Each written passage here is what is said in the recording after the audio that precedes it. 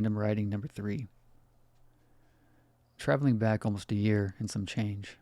August 98. A new girl started working with me at the movie theater. Her name was Eliza. She was a vision if ever I saw one. She was pretty in the face and had an excellent body. So being as we were, all of us West Glen guys, we were walking hard-ons around her, all hitting on her and shit. She probably got sick of it. That is when I realized that I needed to stop hitting on her like everyone else. I also realized that I fell in love with her. We talked and soon became friends, and the type where we could talk about anything, especially sex. I listened intently, playing the role of concerned guy, all the while using her image as a source for masturbatory material. However, even with our good friendship, she fell for a friend of mine named Chris, and I was jealous, of course.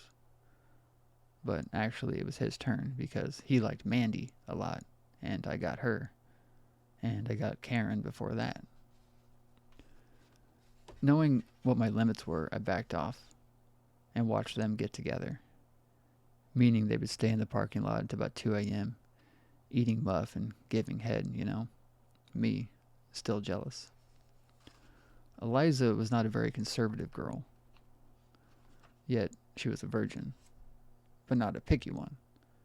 She wasn't waiting for marriage or the right guy, just the right spot and the right feeling. In one sense, it was like Chris and I were both dating her. I would talk to her and go to movies with her and be cordial, and he got the blowjobs. But I'm not regretful. I knew more about her than most of her friends, and that meant a lot to me, eventually opening up more and more to each other. Then we started to learn things neither of us really wanted to know. My burning desire for her and constant fire in my loins, and me wanting to shag her silly, and her happy adventures with Chris. One time even adding an asshole named Ricky to the mix. 3-way time. She didn't like Ricky. She just wanted to get with Chris. Her and I had our tough times too. Her just wanting friendship. Me wanting her to see the chemistry between us. Then one day the roof caved in. I was nice and let Chris go home early. This is June 5th, 1999. Sadly, I know the date. Not knowing Eliza was getting off too, and soon to be getting off again. I watched them walk out together, knowing what was up. She had told me recently that she was over him, but fuck did she lie. Thinking they were in her car, or his car, munching away on each other's members, Chris started on the ski simulator game, and Eliza pulled me aside. A few months back, she told me that she had woken up with the intention of losing her virginity. Shit, I've woken up like that 1,000 times, but being a guy, it's a lot harder to cash that in. Anyway, she told me that her friend and her friend's parents were out of town, and she had a key to use their house for a special purpose. Yet the night she first told me this, she didn't utilize it, so she laid this on me again, knowing exactly what it meant.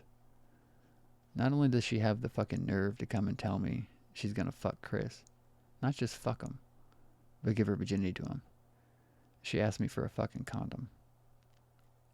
I'm no baby who would bitch about petty shit. It's not jealousy that pissed me off, but the fact that she knew what she meant to me.